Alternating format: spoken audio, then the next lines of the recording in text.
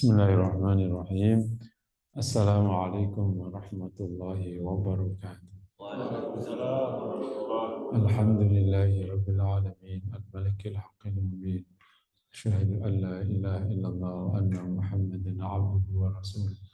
Allahumma fasalli wa sallim wa barik ala nabiyyina wa habibina Muhammad wa ala alihi wa ashabihi wa azwajihi wa dhurriyyatihi wa man tabi'ahum bi ihsanin ila yaumiddin, amma ba'd. Jamaah majelis yang dirahmati Allah, kita panjatkan syukur kepada Allah. Pagi hari ini kita kembali bisa hadir di majelis Nurul Hadi. Semoga menjadi amal soleh yang diterima Allah Subhanahu wa taala. Sebelum materi, mari sejenak tadabburi surat Al-Anbiya, yang ada surat ke-21 ayat 25. Halamannya, kalau halaman mushafnya 325. Bismillahirrahmanirrahim. Wa ma arsalna min qablika min rasulin illa nuhi ilaihi annahu la ilaha illa ana fa'budun. Wa ma arsalna min qablika min rasul, tidaklah kami utus rasul sebelummu, illa nuhi ilaihi, kecuali kami wahyukan kepadanya, annahu la ilaha illa an, bahwa tiada ilah kecuali saya, yakni Allah, fa'budun, maka menyembahlah, maka menghamba. Wa qalu ittakhadha ar-rahmanu walada subhanahu bal ibadu mukram.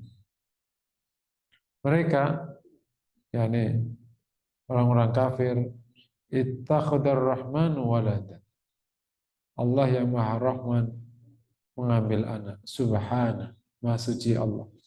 Bal ibadu mukramun, padahal mereka adalah hamba-hamba yang dimuliakan. Di ayat 25 ditegaskan bahwa esensi atau tugas wahyu utama, ya, tidak ada rasul yang diutus sebelum Rasulullah kecuali mendapatkan wahyu annahu la ilaha illa ana, yakni annahu la ilaha illallah fa'budu. Jadi 25 ini ada dua penegasan. Pertama, yang dibawa Rasul itu yang utama adalah ihqaqut tauhid, yakni menjalankan atau mentahqiqkan tauhid, la ilaha illallah. Jadi semua Rasul pasti bawa wahyu ini atau membawa perintah. Nah, ini yang disebut dengan puncak risalah Rasulullah, itu ya mentahqiqkan la ilaha illallah, dalam arti semua manusia harus bisa mengakui dan menyatakan la ilaha illallah.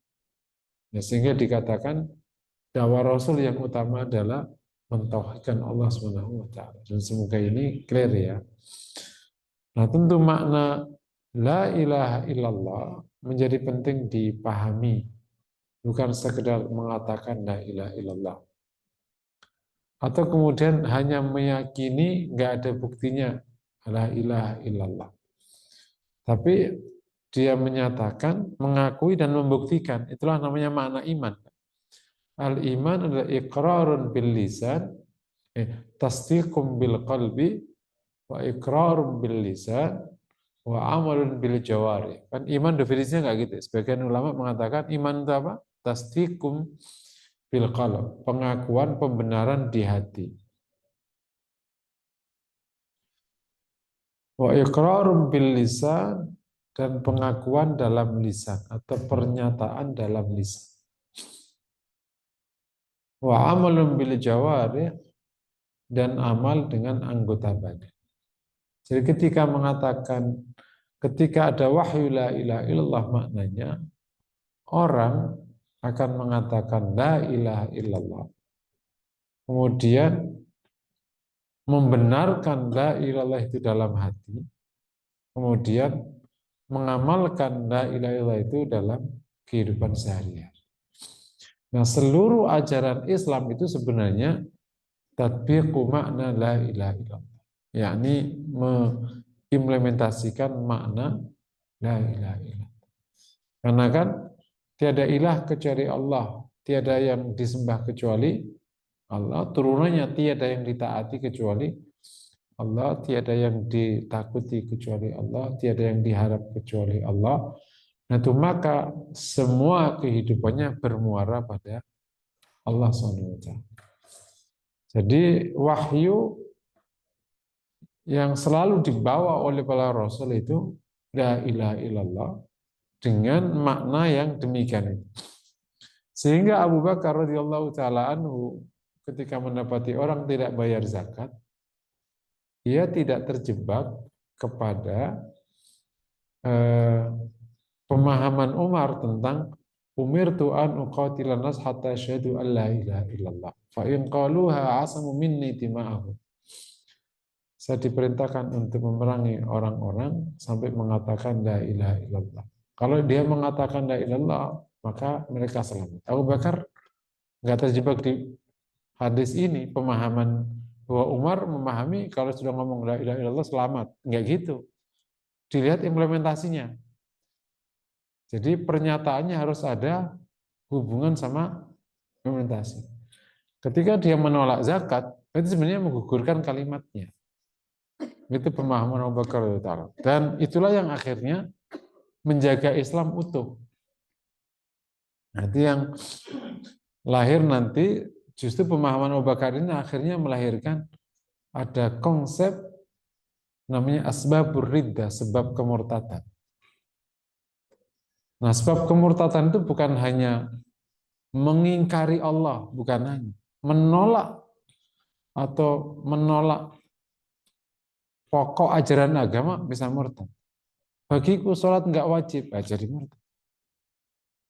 Orang tidak sholat itu bab yang lain. Tapi ngapain sholat? Sholat itu nggak wajib. Itu menolak pokok ajaran agama. Zina tidak haram. Menolak pokok ajaran agama. Itu kan pokok rukun kan.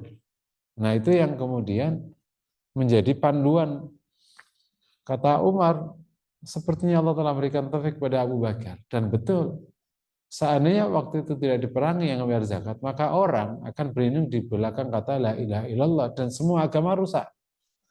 Nggak perlu sholat, nggak perlu apa, aku la ilaha illallah aja sudah.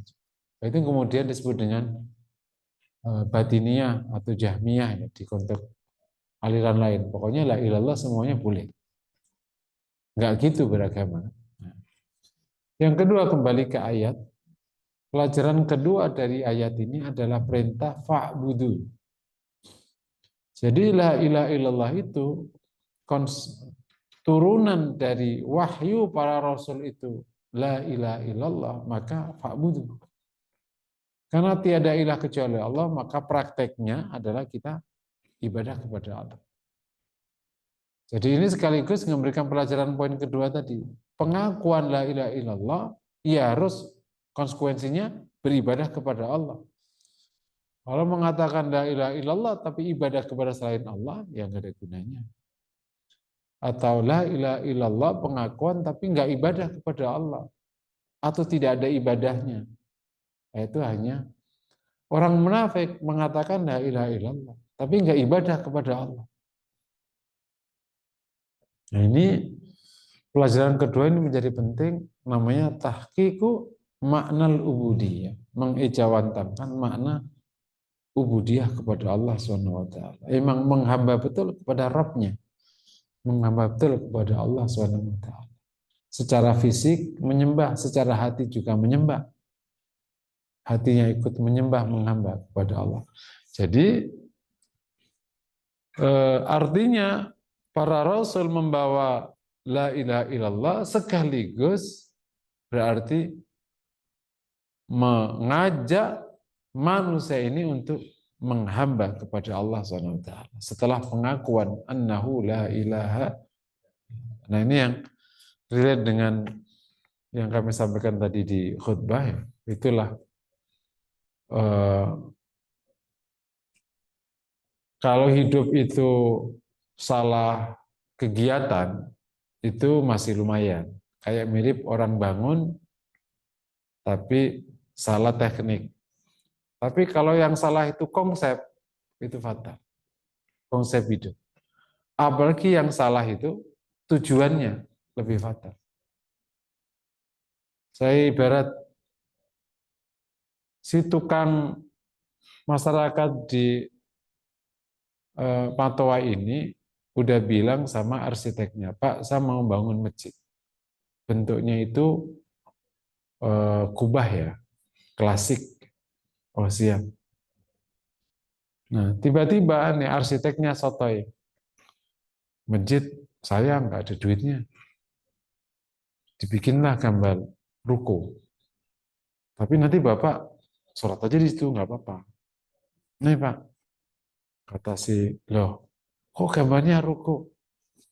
Kata si arsiteknya, sayang Pak, masjid nggak ada duitnya dengan ruko. Bapak maunya kan sholat doang kan? Ya udah kan bisa sholat di situ. Kira-kira orang Matua itu akan mengganti arsitek atau nuruti arsitek? Allah itu yang punya alam ini. Ya. Maunya kau itu ibadah. Konsep hidupnya amal soleh. Terus kita bikin acara sendiri. Hidup itu tujuannya nyari duit. Habis itu kawin sebanyak-banyaknya. Habis itu main sebanyak-banyaknya. Kira-kira kita akan diganti nggak sama? Paham kira-kira? Nah, diganti itu dilenyapkan. Jadi salah konsep hidup lebih fatal. Tapi kalau kita, ya Allah, aku mau ibadah. Tapi ibadahnya masih salah. Ya tinggal diperbaiki kan. Istighfar aja, taubat aja. Aku ibadah ya Allah dan aku mau amal soleh. Tapi tiba-tiba banyak amal dosanya. Ya taubat aja. Karena tujuannya masih benar, konsepnya masih benar. Pak arsitek bangun masjid, siap nih. Wah bagus nih. Tiba-tiba tukangnya, kok keliru sih Pak? Oh iya Pak, diperbaiki. Konsepnya masih benar. Nah, yang fatal itu kalau konsep kita clear, tujuan itu clear. Itu yang justru malah fatal. Nah, jadi justru harus memastikan hidup kita itu tujuannya emang itu, konsepnya demikian, iman dan amal soleh ya koridornya, dan nanti implementasinya sambil terus diperbaiki. Ketemu tujuannya, karena kita nggak berubah. Mungkin demikian, sejenak bersama Al-Quran. Kita lanjut ya. Menyambung atau mempersiapkan Ramadan lebih awal, jilid 2 ini ya, ini lanjutan dari kemarin. Bulan lalu kita bahas salah satu yang membuat kita itu bersiap secara baik itu adalah adanya sinkronisasi ya antara apa yang ditawarkan Ramadan dengan apa yang kita harapkan. Kita bicara tentang tujuan hidup, tentang peta amal soleh gitu ya, nyambunglah kita. Nah, secara praktis, ya sekarang kita secara praktek kita ngapain aja. Nah, jadi sekarang kita bahas amal perbuatan seperti apa yang akan membawa kita ke tujuan Ramadan yang merupakan tujuan kita itu. Jadi menjelaskan amal Ramadan secara praktis. Ada dua koridor ya di dalam memahami amal Ramadan. Saya ulang lagi ya, ada dua koridor di dalam memahami amal Ramadan. Yang pertama koridor tujuan. Allah sudah menegaskan hasil akhir dari amal Ramadan itu takwa. Ini harus dicanangkan betul. Artinya semua amal harus membawa ke situ. Betul ya? Jangan sampai ada amal ke tempat lain. Kan akhirnya kan ada orang puasa itu targetnya supaya membersihkan eh, kolesterol yang ada di dok apa dok itu dokternya nggak kan ada saya itu punya jamaah itu punya kolesterol yang ada di saluran kalau dia ada bu dokter gitu saluran yang dibawa ke jantung langsung Ini sudah berkali-kali dia dipakai sepeda nggak bisa. Pokoknya bersepeda sampai beratus-ratus kilo. Itu nggak hilang. Akhirnya dia puasa. Hilang. Konyol khusus kolesterol yang ada di area itu hanya pakai puasa. Nggak hilang. Gitu. Hanya rajin puasa. Pertanyaannya puasa lu sebenarnya untuk apa? Untuk ngilangin kolesterol atau untuk taat pada Allah kan gitu bahasanya. Sekarang sih akhirnya rajin puasa. Itu awal muawal puasanya itu puasa 16 jam, bukan puasanya Islam, bukan puasa yang dokter itu loh, puasa kesehatan. Namanya juga puasa. Untung nggak dinamain siam atau saum. Puasa 16 jam. Puasanya 16 jam. Itu hilang tuh anunya si, dan sekarang akhirnya sehat orang. Padahal sepanjang dia jadi direksi Telkom itu udah panjang, semua usaha udah dikerjain, nggak hilang. Hanya sekarang sehat. Makanya rajin puasa jadinya. Tapi puasanya tetap 16 jam. Jadi bikin syariat sendiri deh. Jadi dengan cara saat aku nggak berbuka, nggak sahur. Gitu. Itu namanya puasa 16 jam. Jangan kan berarti ada amal Ramadan bisa jadi nggak ke situ. Itu yang harus dipahami. Tujuannya itu takwa. Yang kedua, koridor kedua adalah koridor isyarat dari amal yang dibawa ke takwa. Kan kalau kita ngelihat saum berdiri sendiri menuju takwa, itu kan ada rentetannya, namanya koridor substansi. Bahwa kalau kita perhatikan, seluruh amal Ramadan itu, substansinya itu adalah membawa kita ke proses tazkiyatun nafas, kebersihan jiwa. Prosesnya membawa ke kebersihan jiwa.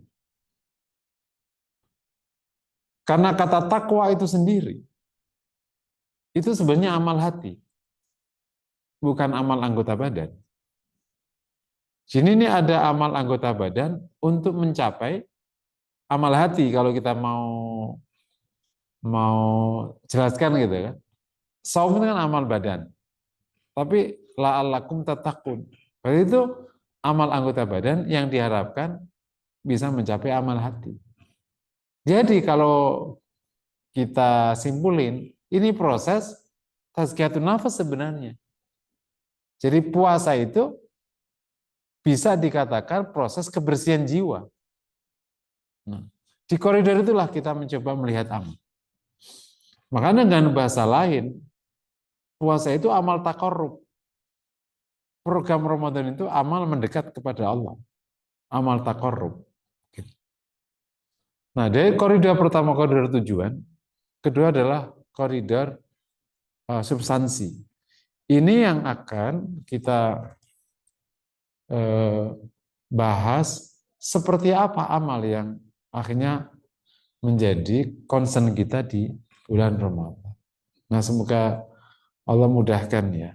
Jadi memang agama itu ditekuni, itu semakin memang selalu ada ilmu lain gitu, yang akan ketemu kalau kita ketemu Quran. Oh, ketemu. Seperti kata Allah Taala, kita baca Quran 1000 kali 1000 inspirasi. 100 kali 100 inspirasi. Luar biasa. Yang pertama, kalau kita lihat koridor takwa berarti kita harus memastikan seluruh amalan yang dikerjakan akan melahirkan sifat takwa. Sekaligus seluruh amalan yang kita kerjakan merupakan proses yang juga bisa meraih proses kebersihan jiwa. Jangan sampai amalan berhenti tidak sampai ke kebersihan jiwa, otomatis nggak sampai ke takwa.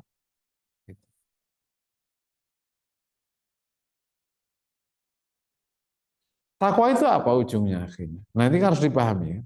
Karena kan ujungnya ke situ, jadi ada amalan yang ke situ, dan otomatis berarti substansinya.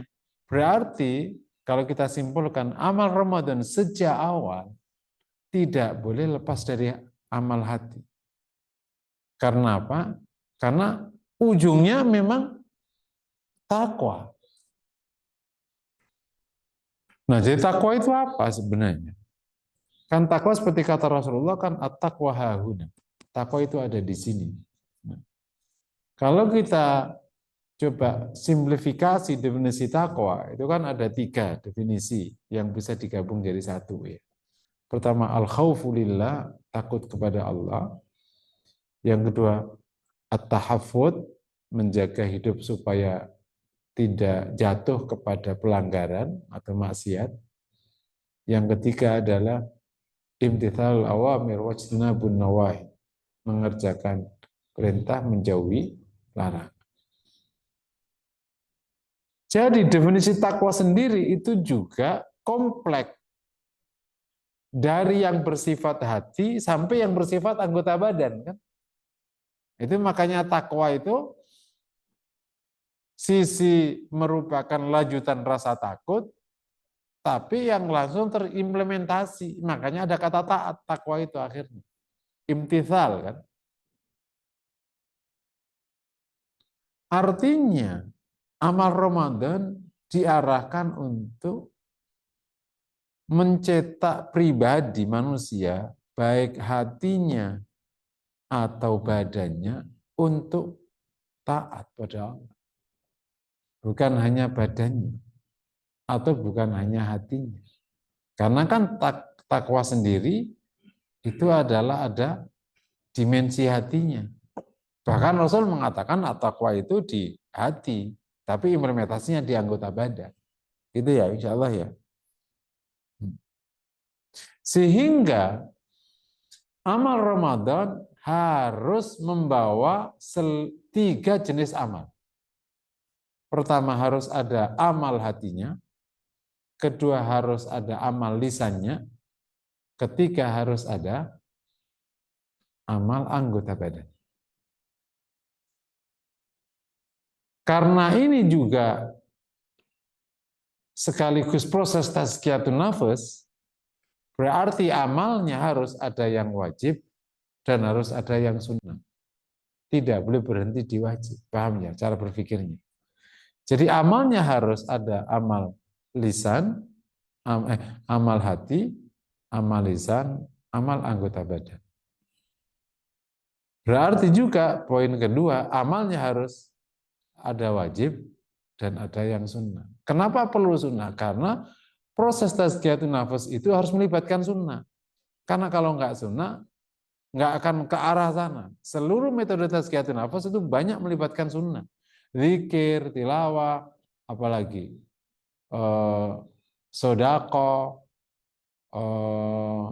sederhana, takbir ya, di luar yang wajib. Gitu. Tafakur, dan lain-lain. Kalau secara hukum, banyak yang sunnah. Karena itu memang metode. Kan? Nah, dari sini, kita akan sisir. Jadi, amal kualifikasi amal atau amal yang akan kita kerjakan tidak boleh berhenti di amal anggota badan yang selama ini bisa jadi menjadi concern banyak orang. Jadi amal Ramadan berapa kali khatam Quran, berapa jam sholat, nggak gitu cara berpikirnya. Kalau kayak gitu, nggak terbayang sampai ke takwa itu nggak terbayang. Ibarat orang meraih cinta, tapi cinta itu kan bahasa hati. Tapi fokus utamanya itu pemberian. Nah, yang penting kasih aja deh. Tapi pada waktu memberi itu nggak melibatkan perasaan. Kan jengah juga itu si calonnya. Tolong bawa aja. Waalaikumsalam. Abang mau ngapain? Mau datang nih ada kue. Makan ya. Waalaikumsalam. Kira-kira kalau gayanya gitu, cinta bisa keraih nggak kira-kira? Bisa jengah. Tapi kalau nggak ada sesuatu, tapi abang cinta banget sama Neng, aku nggak mau pergi. Ya abang cinta, tapi nggak ada manfaatnya, nggak ada rasanya, gitu kan? Itulah yang kemudian Bapak Ibu bisa pahami. Ketika sholat nggak pakai khusyuk, terus ketakwanya gimana? Untuk ketakwanya itu gimana? Wong hatinya nggak pernah diajari. Nah itu kira-kira gitu mesti. Itu yang kemudian ya mohon maaf ketika orang ngebut ngafal apa ngatamin Quran, tapi nggak tadabbur. Terus ketemu takwanya gimana? Wong takwa itu bahasa hati. Nyebrangnya gimana?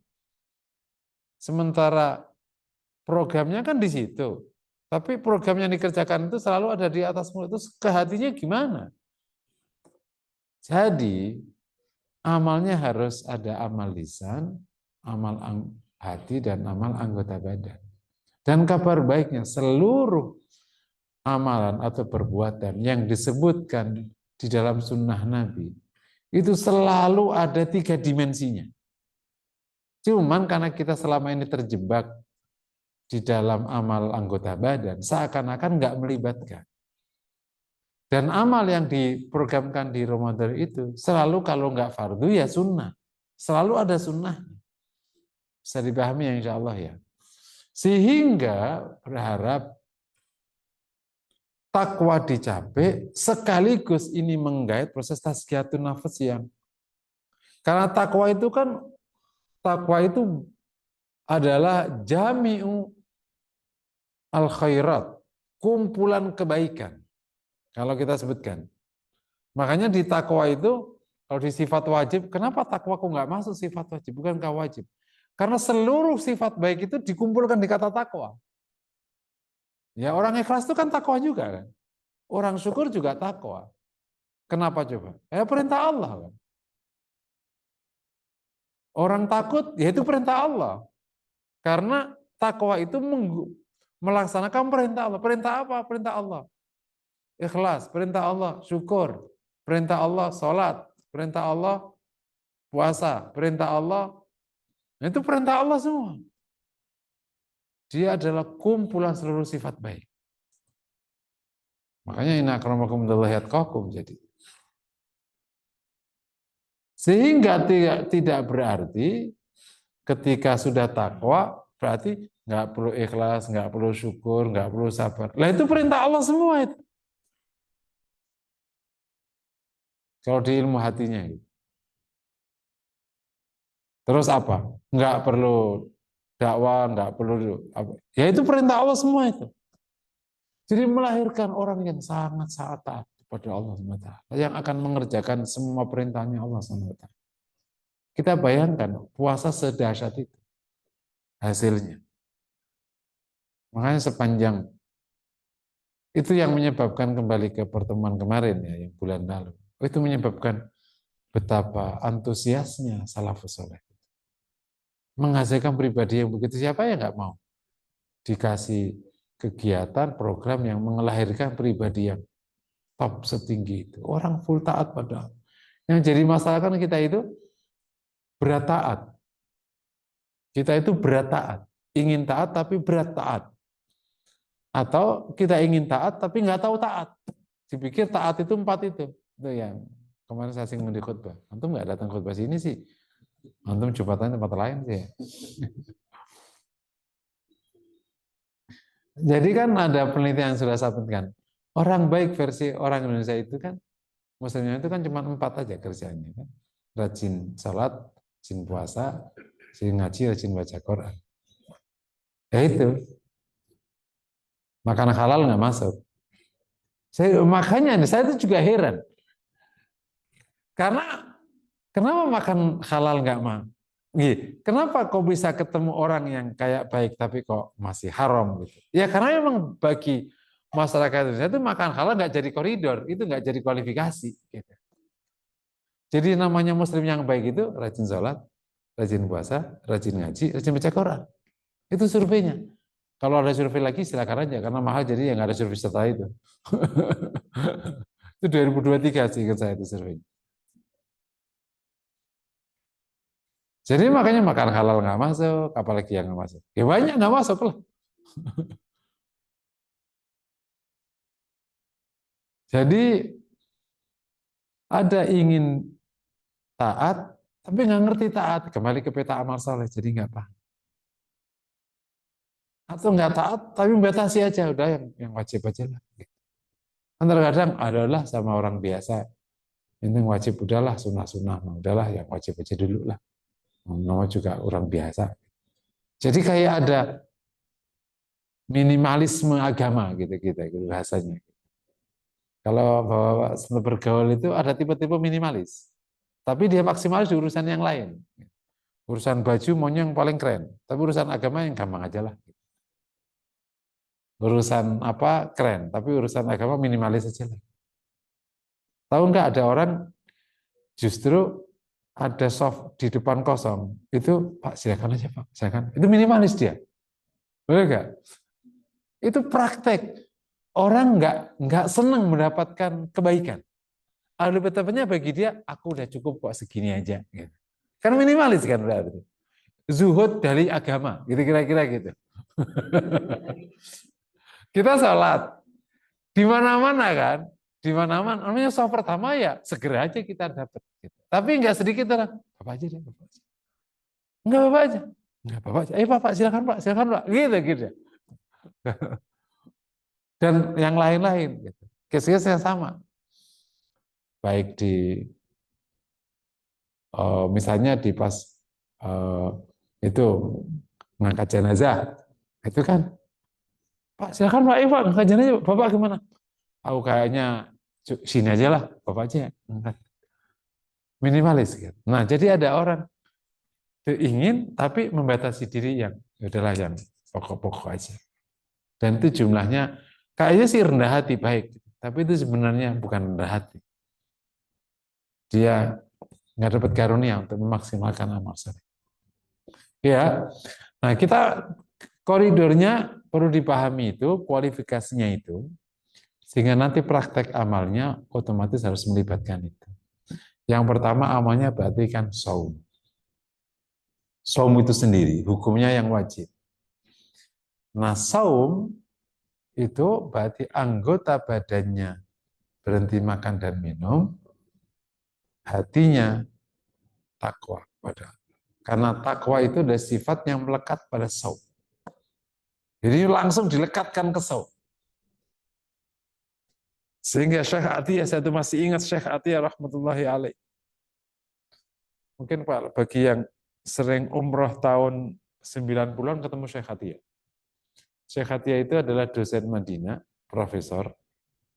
Tapi waktu saya udah nggak ngajar S1, dia udah megang S3-nya doang, udah nggak ketemu. Saya ketemunya beliau di masjid.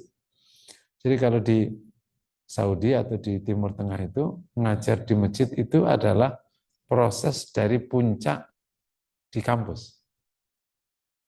Dari jamiah itu kan universitas, ke jami, dikurangi tak, sama itu anunya bahasanya.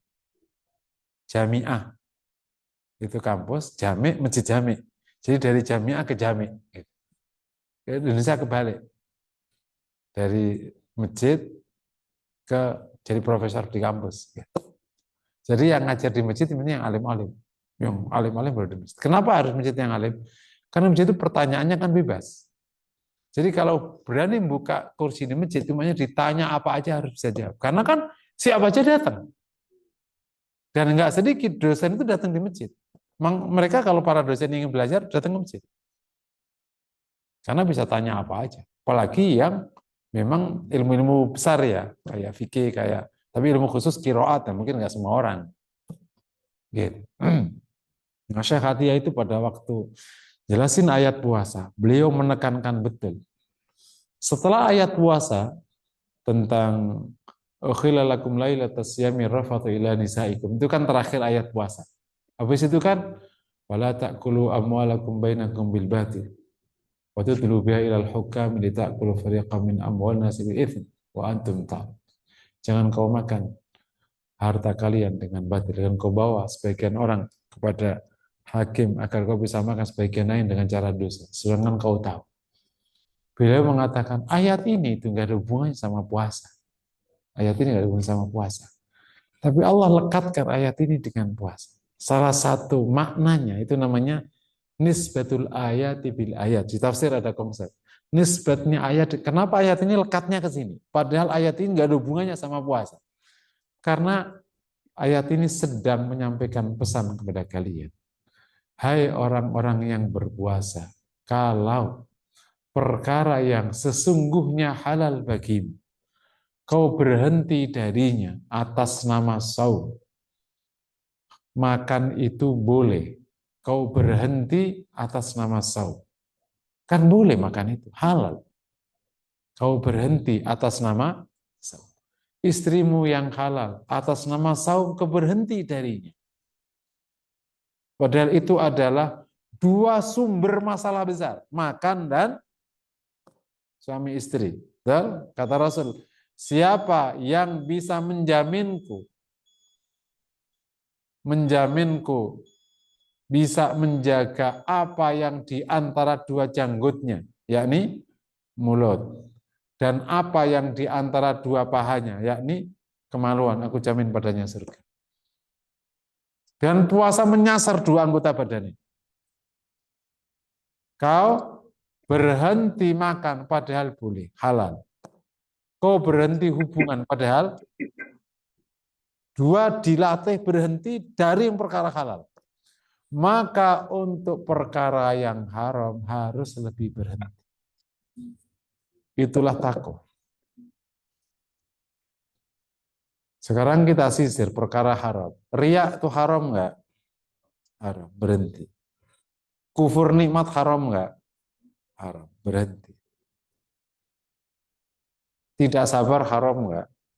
Ingkar pada qadha qadar, menolak qadha qadar, haram. Itu yang sifat hati. Terus yang lisan, nagih duit ke suami haram apa halal? Dan lain-lain. Terus perbuatan-perbuatan di cabang iman nanti Bapak Ibu bisa. Jadi waktu saum itu takwa ini harus ngelekat. Gitu. Ya, sehingga kan dikatakan malam yada qala zur awil amala bihi wala hajata min ayyata ta'amun syarah. Orang siapa yang tidak berhenti dari perkataan atau perbuatan dosa atau dusta, Allah tidak butuh dia meninggalkan makan.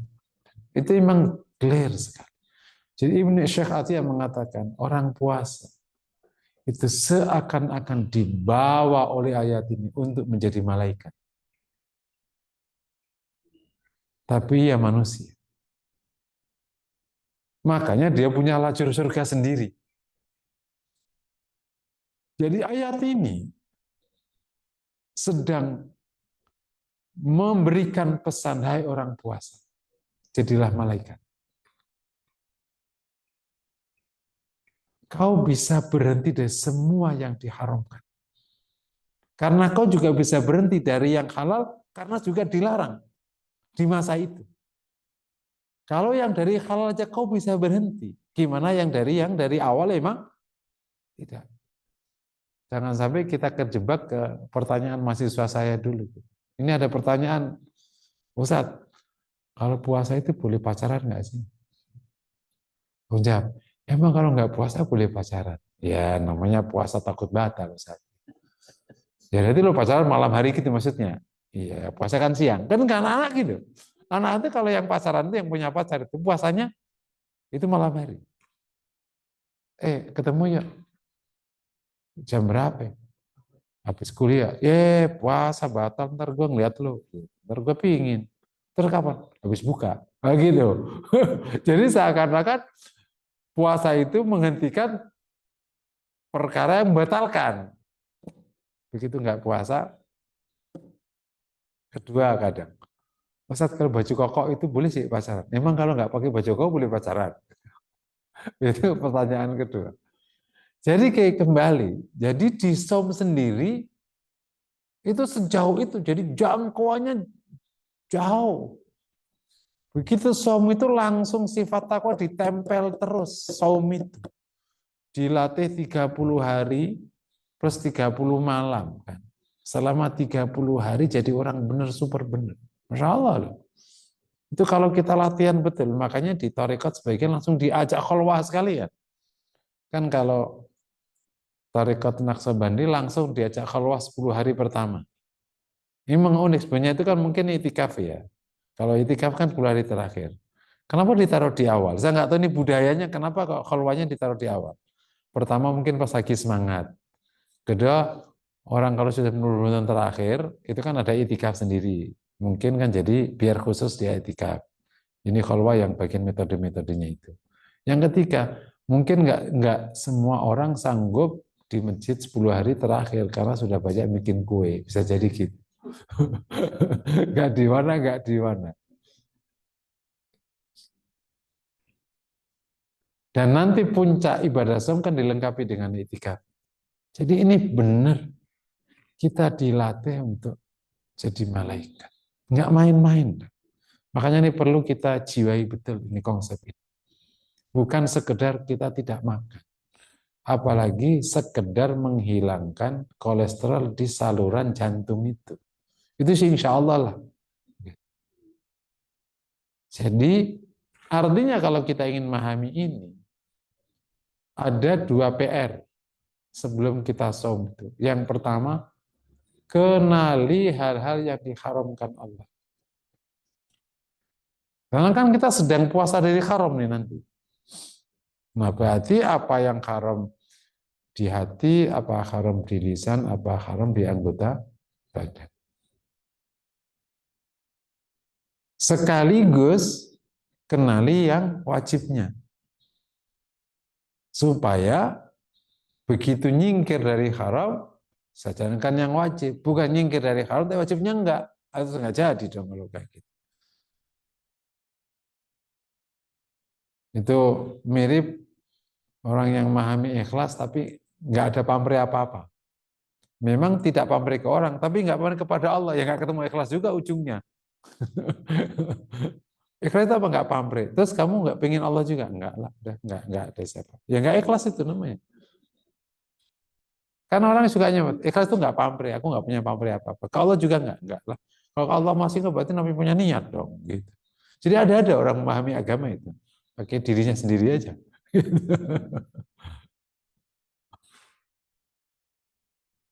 Masya Allah ya. Jadi sejak saum itu otak sudah paham, ini yang akan aku jalan. Kita akan kunci anggota badan. Kunci hati, kunci apa. Ya semoga Allah bantu. Saya bayangin luar biasa. Kalau bukan karena pertolongan Allah nggak sanggup. Mau baru puasa aja langsung. Ini gimana sih makanan baru juga hari pertama udah nggak jelas banget sih man. Syukurnya di mana? Nanti ibu-ibu karena kita sudah tua nanti pas buka kasih yang nggak enak coba gimana bapak-bapak ngomong. Syukurnya di mana syukurnya? Mau belajar syukur kan? Gitu. Mana puasa langsung keluar kufurnya? Aneh. Dan nggak sedikit loh. Puasa tapi keluar kufurnya. Jadi puasa fokus ya makan enak, nggak enak marah. Begitu sahur nggak enak dikit. Kan udah tahu Ramadan, namanya juga sahur kan lagi tidur. Nggak enak gimana sih Mbak? Pak puasa. Kalau perlu itu makan nasi aking gitu loh. Dan betul loh. Kalau kita nggak paham konsep ini bisa jadi puasa itu justru sedang mengekspresikan syahwat makan dalam bentuk yang lain. Dalam bentuk yang lain betul. Mereka kritikan ulama Saudi sendiri kepada orang Saudi. Ini puasa kok jadi? Karena orang Saudi kalau puasa Masya Allah. Gitu. Udah buka di masjid, nanti makan besar di rumah. Jam 8:30 baru memang makan diakhirkan. Kesepakatan se-Saudi itu. Pokoknya sholat isyanya diakhirin. Itu udah mau akan sehala-hala. Ini sedang puasa atau sedang mengumbar nafsu makan? Kok jadi akhirnya malah al-ikhtar fil mubahat, berlebihan dalam mubahat. Dan itu kalau nggak dikoridori, emang akhirnya hanya bergeser ke sana ke sini aja. Gitu. Malah syukurnya malah hilang, sabarnya malah hilang atas nama agama. Gitu. Atas nama agama misalnya, tiba-tiba misalnya istrinya tidur mulu. Inti gimana nggak bisa Quran? Lu sabarnya di mana? Dakwah kan perlu sabar juga. Atas nama kebaikan hilang sabarmu, boleh nggak? Kan nggak boleh. Atas nama nyuruh anak tilawah tapi hilang sabarnya, boleh nggak? Kan nggak wajib sabar juga. Sabar nyuruh anak tilawas. Sabar nyuruh anak sabar. Kan harus tetap sabar. Kamu yang sabar dong, Dek. Jadi itu namanya nyuruh sabar dengan cara nggak sabar kan. Jadi takwa itu sekompleks itu. Dan nggak sedikit, makanya aku perhatikan, oh iya kita kita berhasil di sini, tapi gagal di sini. Jadi setan itu kan sebagai setan. Tahu nggak kalau orang main bola yang suka sodok-sodokan di menit-menit terakhir itu kan, ini kaki dapat dijegal di sini, nanti dijegal kan gitu itu jegal-jegalan. Itulah setan. Kita udah bagus ini jegal di sini, kita sini dijegal di sini, kita jegal dijegal di sini. Di akhirnya kosong-kosong kata setan. Gitu. Makanya kalau bukan karena pertolongan Allah, piawai setan itu. Dia pasti dengar ikut ngaji kan ini. Dengaran, oh ternyata gue ketahuan nih modusnya. Jadi gue selama ini modus di atas nama kenikmatan buka dan kenikmatan sahur. Sehingga lahir tidak syukur, lahir apa, lahir apa. Mestinya kan semakin syukur, semakin sabar, semakin. Belum lagi begitu puasa malah ngumbar keserakahan duniawi. Itu tanggal 10 Ramadan terakhir. Langsung diumbar keliling pasar siang dan malam. Pasar pakaian, pasar kue, pasar onderdil, pasar bagi yang mau pulang kampung, pasar tempelan-tempelan di mobil, pasar pasar apa, semua pasar. Jadi Ramadan tuh kerjanya keliling pasar. Dan data rata-rata per tahun spending Ramadan itu 2 kali lipat bahkan 3 kali lipat spendingnya. Spending untuk konsumsi 2 kali lipat, tapi spending untuk Idul Fitri 3 kali lipat.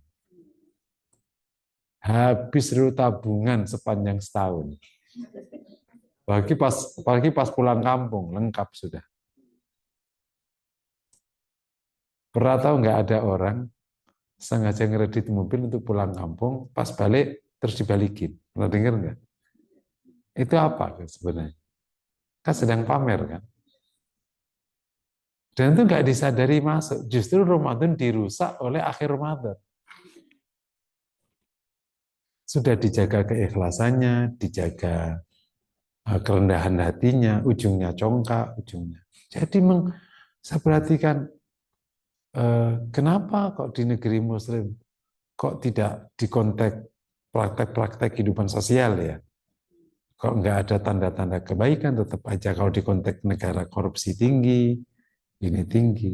Memang proses amal ibadah nggak sampai ke nilai-nilai unggulannya karena jebakannya nggak kita kejebak-jebak dan nggak bisa selesai. Kita menjebakkan diri gitu. Kira-kira. Masya Allah ya. Jadi mestinya orang saum itu tambah syukur, tambah sabar, tambah zuhud. Di saum justru semakin memperluas syahwat makan gitu sampai kalau bangun habis makan itu gitu. Allahu Akbar. Apalagi emang sedang ada kecukupan ya. Kalau nggak ada kecukupan ya, sedang ada kecukupan kan emang dilengkapi sak lengkap-lengkapnya kan. Gitu. Berawal dari lapar mata, akhirnya betul-betul lapar.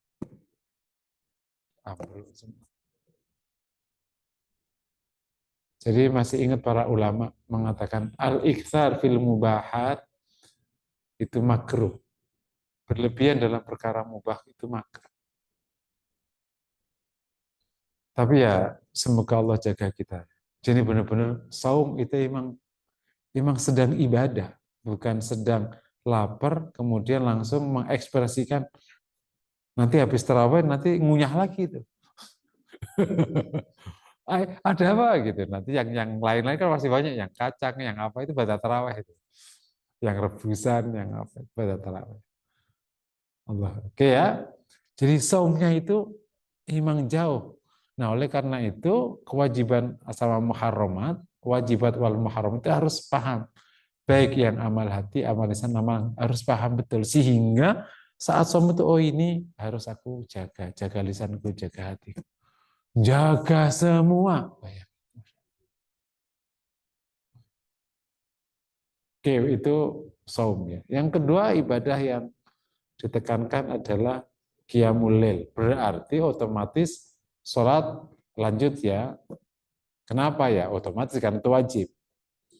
Artinya sholat yang maktubat 5 waktu clear, tapi ada tambahan sunnah qiyamul lail. Itu berarti kita perlu melaksanakan wajibat dan sholat-sholat sunnah, salah satunya qiyamul lail, gitu bahasanya. Jangan sholat wajib dan qiyamul lail saja. Enggak. Sholat wajib dan sunnah-sunnah termasuk qiyamul lail. Ya, sholat-sholat sunnah itu kan jumlahnya banyak. Karena apa? Karena untuk menyongsong takwa, itu sholat itu harus diikuti sholat sunnah kan, kalau kita bicara tazkiyatun nafas. Ada sholat qiyamul lail itu kan memang sholat sunnah mahkotanya sholat sunnah. Itu qiyamul lail. Aminal laili fatahajjat bi nafilatan lak asa yab'atsaka rabbuka maqaman mahmud. Dapat maqaman mahmud. Mahkotanya qiyamul lail, mahkotanya sholat. Dia termasuk min abwabil khair, termasuk pintu kebaikan. Kan ini ada 3 kan? Qiyamul lail, sedekah dan saum. Nah, qiyamul lail itu termasuk pintu kebaikan. Nah, jadi di luar qiyamul lail ada qiyamul lail, ada sholat ba'diyah qabliyah. Dan untuk Ramadan baik sekali kalau kita juga ke muakkadah dan ghairu muakkadahnya. Ghairu muakkadahnya jalankan kayak 4 sebelum duhur, 4 setelah duhur, 4 sebelum asar, 4 sebelum isya, itu ghairu maktubah ya. Ghairu muakkadah. Kalau muakkadah kan yang dua-dua itu. Jadi mulai banyak kan sholatnya akhirnya. Nah, ketahuan tuh langsung. Duha berarti masuk, ya syuruk dan duha mulai masuk. Termasuk tahiyatul masjid menjadi masuk, ba'diyah wudhu menjadi masuk. Karena kita akan wudhu, kita akan ba'diyah wudhu, dan seterusnya. Sementara saum, sementara wudhu kejaga. Keren nggak? Nah, nanti ada amalan sekaligus mudawamatul wudhu. Itu bagus sekali untuk saum. Jadi saum dilengkapi dengan sholat, baik fardu atau yang sunnah. Yang sunnah mahkotanya qiyamul lail, tapi turun ke bawah yang non mahkota. Qabliyah, ba'diyah, duha, dan lain-lain. Nah, di dalam qiyamul lail, ini mohon tidak udah berhenti ya memperdebatkan. Qiyamul lail, jumlah rakaatnya berapa? Enggak terbatas. Yang terbaik berapa? 11. Tetapi kayak Rasul. Jangan 11 ngambil jumlah rakaatnya. Yang lain nggak diambil. Nah itu kan sama-sama nggak ngambil sunnah namanya. Sebagaimana Rasul disebut 11 kata Aisyah, juga Aisyah nyebut husnihin nawatulihin, panjangnya dan indahnya. Berarti kalau sunnah 11 ya terlibat dengan husnihin nawatu, itu yang dianggap paling berat. Sholat paling berat itu sholatnya Rasul itu. Sholat panjang tapi pendek rokaatnya. Itu berarti banyak berdiri. Itu berat. Sekali berdiri bisa setengah jam kan kalau kayak. Ya, saya hitung sholat Nabi average mungkin 4-5 jam. Karena kan dari pertengahan malam, selesai menjelang subuh, 4 jam kan. 4 jam cuma 11 rakaat. Berarti kan sedua rakaatnya setengah jam. Gitu kan? Sedua rakaatnya setengah jam. Berarti, betul kan? 4, berarti kan kali 8. Berarti setengah, gitu kan? Setengah. 4 jam itu kan kali berarti 8. 1 jam dapat 2. Dapat 2 rakaat gitu. 1 jam dapat 2 rakaat. Berarti 1 rakaat berdiri setengah jam. Betul kan? Gitu. Jadi, nah kalau misalnya memilih yang lain, tinggal ditambahin itu. Ada hajat, ada istikharah, termasuk ada salat taubat dan lain-lain. Diamrokin di situ semua. Jadi di luar saum kita akan rajin salat. Makanya Bapak Ibu yang Allah sudah mudahkan rezekinya, duduk manis pensiun rezeki ngalir, ya udah kerjanya ini. Nggak usah enggak yang nyari jangkrik, nyari apa nggak perlu. Nyari jangkrik, apalagi nyari kutu ya perlu lah. Ya semoga Allah mudahkan ya. Masya Allah. Jadi ibadah ini itu berat kalau Allah tidak nolong. Kalau tolong mah jalan aja. Aku kadang-kadang lihat ada aki-aki kuat sekali. Oh ya ini Allah mudahkan, masih ditolong. Ada aki-aki kerjanya bengong. Wah ini kasihan, nggak dapat pertolongan dia. Gitu. Ada anak muda bengong aja. Lo muda nggak dapat pertolongan, pada kaki kuat gitu. Jadi pertolongan Allah. Nanti kuat aja. Kuat aja. Oke ya. Nomor berikutnya, nomor 4, taubat. Nomor 3, taubat. Taubat ini kita ambil isyarat hadisnya dari saran Nabi pas malam Lailatul Qadar.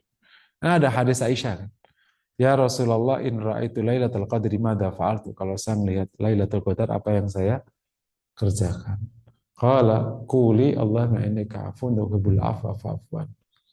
Kata Rasul baca Allahumma innaka afuwwun tuhibbul afwa fa'fu anni. Itu berarti di ujung Lailatul Qadar itu Rasul nyuruh Aisyah taubat. Artinya taubat menjadi hal baik di ujung. Tetapi pada yang sama kita ketemukan hadis Nabi, tubu ilallah fa inni atubu ilahu fil yaumi mi'ata marrah. Taubat kepada Allah karena saya bertobat setiap hari satu kali. Berarti termasuk hari Ramadan. Udah berarti masuk dalam kata fil yaumi mi'ata, berarti setiap hari itu 100, berarti termasuk hari Ramadan, apalagi di akhir Ramadan dapat penekanan Allah menekafun untuk bilafu.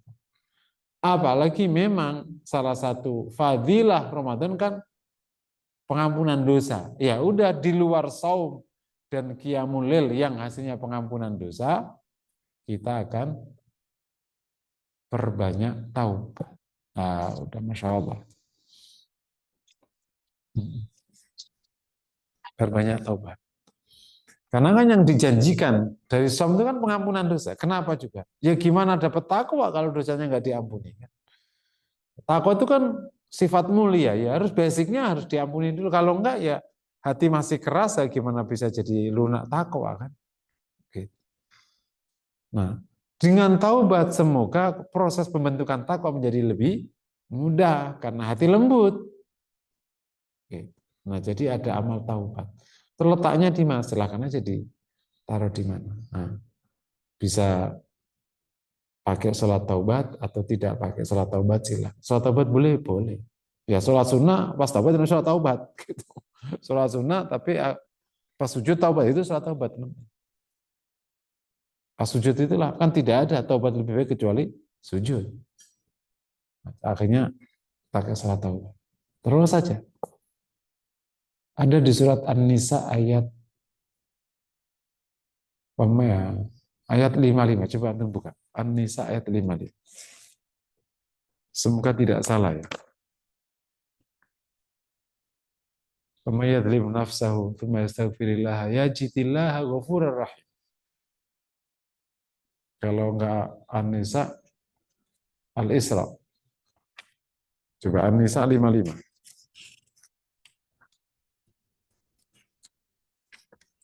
Benar enggak tuh?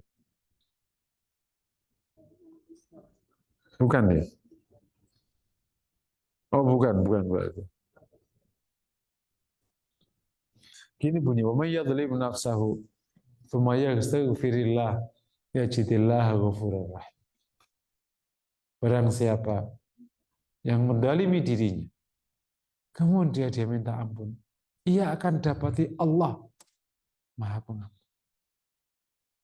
Jadi ia jidillah ghafurur rahim. Bahkan ada sebuah hadis yang menarik itu. Ada yang artinya ya, ini artinya. Seorang bersalah kemudian dia bertobat kepada Allah. Kemudian dia bersalah lagi, kemudian dia taubat lagi kepada Allah. Kemudian dia bersalah lagi, dia taubat lagi kepada Allah. Dan Allah berfirman kepadanya, berbuatlah semaumu, aku ampuni dosa. Bukan berarti hamba ini berbuat semaunya. Artinya, kalau kau terus punya kebiasaan istighfar taubat setiap hari, maka kau akan dapati Allah akan mengampuni. Jadi orang istighfar taubat itu, meskipun dia salah lagi, salah masalahnya tidak disengaja, tetap akan dapat ampunan. Karena tidak merusak taubat yang pertamanya. Kita ini sekarang mau minta ampun, keliru lagi. Minta ampun, keliru lagi. Namanya orang. Jangan berhenti minta ampun. Terus saja. Karena yajitillah ghafurur rahim. Dia akan dapati Allah Maha Pengampun. Ibnu Athaillah menegaskan, seorang yang telah banyak berbuat dosa dan telah banyak berbuat dosa, dosanya besar sekali bagi, sehingga dia putus asa minta ampun.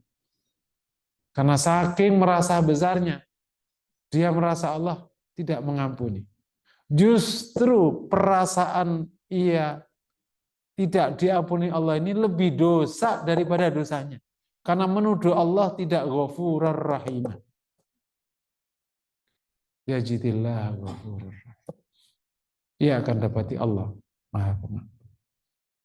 Jadi taubat, setiap hari taubat. Salah minta ampun, salah minta ampun, salah minta ampun. Salah mulu minta ampun. Dan katakan pada waktu kita jujur, ya Allah ini hambamu salah mulu. Gitu. Kalau bahasa nggak apa-apa, kalau nggak bisa bahasa Arab kan. Allah wajadtumuni khata'in, kalau kita pakai bahasa Arab. Wajadtani khata'in mudnibin, kau dapati aku selalu berbuat dosa, selalu berbuat salah. Wala rabba siwak, dan kami tidak ada Rabb kecuali Engkau.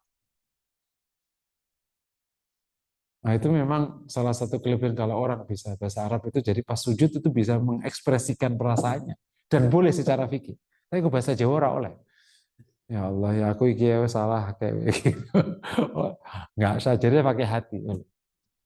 Itu salah satu sumber kenapa ada doa-doa ghairu ma'dzur itu, karena memang terkadang orang butuh ekspresi yang memang misalnya Rabbi Fidikanya kurang kuat, tapi kau ya Allah engkau dapati aku setiap hari salah. Aku kemarin sudah taubat, salah lagi sekarang. Salah lagi. Salah. Tapi hanya engkau Rabbku. Dan hanya engkau yang mengampuni. Kalau kau tidak ampuni, aku kemana? Itu coba kalau ada seorang hamba, doanya kayak gitulah. Abu Nawas kan. Ilahi, lastu lil firdausi ahla. Ngaku, wala aku ala nari jahid. Fahabli taubatan. Dan seterusnya, dan banyak kalimat-kalimat istighfar yang ghairu ma'dzur, itu bisa aja ekspresi para pelakunya yang bisa jadi itu kalimat doa gini, muridnya denger. Nah, akhirnya, oh bagus nih, kita doa. Dan betul kan? Gitu. Misalnya antum doa Rabbku ini dan seterusnya. Nah, itu taubat kepada Allah Taala. Dan tidak ada lebih indah bagi seorang hamba di Ramadan setelah itu semua, lebih taubat. Taubat kepada Allah. Jujur pada Allah itu indah. Yang jadi masalah kadang itu kita nggak jujur pada Allah. Ngerasa udah oke, tapi kita nggak oke. Karena kita nggak jujur pada diri sendiri. Bisa jadi karena kurang ilmu, atau ada congkak. Kita ngaku ya Allah tahu, kita nutupin diri kita ya Allah tahu, lah ngapain? Gitu. Ya Allah, aku udah soleh. Emang mungkin. Jadi makanya ya iladina taqullaha wa kunu as-sadiqin. Hai orang yang beriman, bersamalah orang-orang yang berjujur. Jujur pada Allah. Jujur jauh lebih bagus. Ya Allah, ini aku mata duitan. Itu lebih bagus jujur pada Allah daripada ya, gitu daripada kita nggak ngaku, karena Allah tahu kita kan, kita masih mata duitan. Ya Allah, aku itu cerewet banget, kalau nggak punya duit itu pusing gitu. Ya Allah, nih hambamu nih kalau nggak punya duit pusing. Jadi gimana caranya nggak pusing gitu. Gitu. Jujur pada Allah itu jauh lebih baik. Nanti minta tolong pada Allah, ya Allah gimana nggak pusing, gimana caranya nggak punya duit tapi nggak pusing. Nah, gitu caranya. Jujur pada Allah Ta'ala. Karena taubat nggak mungkin kalau nggak jujur. Kau nggak akan taubat baik kalau kau nggak jujur pada Allah Ta'ala. Gimana taubat dong kamu nggak jujur? Kamu nggak ngaku. Kamu merasa masih oke, padahal setiap hari. Jadi orang itu semakin alim, semakin ngaji, semakin kebuka semua kesalahan. Dan itu nyata, bukan absurd, bukan bluffing, bukan sok supaya dianggap rendah hati. Enggak. Jadi kalau kita bedah hatinya ulama-ulama besar itu, dia merasa dia paling buruk sedunia. Itu jujur pada dirinya. Karena size ketaatan segini dan aku baru segini. Aku udah taat, tapi dari ujungnya nggak taat-taat juga ujungnya. Sholat dia begitu, ini juga begitu. Ini juga. Makanya orang siapa yang tidak iri sama Umar bin Abdul Aziz, semulia itu orangnya. Tapi apakah dia merasa benar? Enggak. Dia setiap hari takut pada Allah karena kalau jujur pada diri sendiri, enggak, ini ya Allah, ini enggak. Aku enggak. Semua sahabat-sahabat besar, ulama-ulama besar. Imam Syafi'i kurang apa dia? Orang lahir di tanah suci, besar di tanah suci, besar di tanah suci, keluarga suci, dia dzurriyyah Rasul, dzurriyyah bener ya. Memang Muttalibi dia. Karena dia dari Palestina. Muttalibi, asli anak Quraisy. Bukan anak Matraman, anak Quraisy. Itu aja. Uhibbus salihina walastu minhum. Saya mencintai orang saleh dan saya tidak termasuk mereka. Tidak termasuk mereka. Ibnu Umar ketika ditanya, kalau engkau punya doa, satu doa yang mustajab, engkau minta, aku minta ampunan. Hanya itu yang diminta. Jadi taubat di Ramadan itu luar biasa, keren bang. Bisa digabung pas salat malam sekalian boleh. Itu bagus.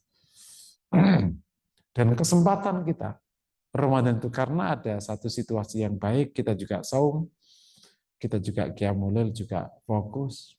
Tapi syaratnya tadi jujur pada Allah Ta'ala. Harus jujur. Kalau nggak jujur, taubat nggak jalan. Jujur, jujur. Oh ternyata aku itu pernah ninggalin sholat itu kok 1000 kali. Ngaku ya Allah aku pernah ninggalin waktu aku masih geblek dulu. Itu nggak sedikit kan. Nah, misalnya waktu muda dulu ngaco, tahu-tahu ya kalau ngaco soalnya nggak keurus. Terutama Isya misalnya, Asar, masih main sepeda dan nggak apa-apa. Kadang kita takut jujur pada Allah itu. Tapi sesungguhnya Allah tahu. Lo ngapain? Jujur aja pada Allah. Ya Allah, engkau tahu yang aku berbuat. Yang ini yang dosa besar, yang dosa kecil, kau tahu. Tapi hanya engkau Robku. Aku nggak ada Rob lain kecuali engkau. Gitu. Dan hanya engkau yang bisa menyelesaikan kasus ini, nggak ada yang lain. Wala Robba siwak, wala ghafura siwak. Tidak ada yang ngampuni kecuali engkau. Allah Akbar. Kan itu ada hadis menarik itu kan. Tentang fala yaghfiru dzunuba illa anta, kan ada kalimat tidak ada mengampuni dosa kecuali engkau. Itu kan Rasul menyebutkan, kemudian Rasul tertawa itu. Akhirnya Ali radhiyallahu anhu habis itu ikut tertawa juga. Karena memang itu ada bagaimana sifat Allah di ketika mendengar hambanya menyebut kata itu. Kamu tuh kan hanya Allah yang bisa ngampuni, yang lain nggak bisa ngampuni. Kenapa? Lah yang punya Allah, yang menentukan Allah, yang lain ngapain nggak bisa intervensi keputusannya. Oke, nomor 3, taubat. Ya. Nah kalimatnya silakan dipilih, masing-masing silakan. Bagi yang lebih seret nyaman dengan kalimat taubatnya Nabi Yunus juga oke. Ada taubatnya Nabi Adam, oke. Atau taubat yang Rasul ajarkan, Rabbi fili waktu paling tawwabur rahim, atau lama antara bila ila ila anta. Atau kau gabung, tapi terkadang digabung bisa lebih enak juga. Dari Rabbi fili, la ilaha illa subhan, dan seterusnya, terus jujur pada Allah Ta'ala. Ya, boleh jujur jujur-jujurnya pada Allah. Ya, ngaku juga ya Allah, kau tahu yang aku kerjakan. Aku sebutin kau tahu, kau tahu juga.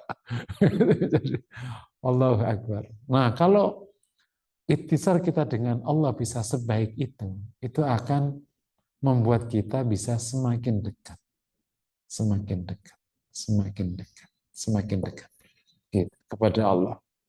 Gitu. Itu yang disebut dengan kalau di yang ngajikan namanya dalam hadrahnya Allah. Hadrah itu cuman dulu diterjemahkan di kitab lama itu dalam jamuan. Bukan hadrah itu bukan ya kita hadir dalam hadrahnya Allah Taala. Cuman tentu tidak sama dengan hadrahnya orang dalam manusia ya, tidak, karena Allah nggak terikat dengan tempat dan waktu. Nomor 4, amal ibadah berikutnya namanya zikir. Nah, zikir ini masuk di bab ini ya turunan dari Al-Quran.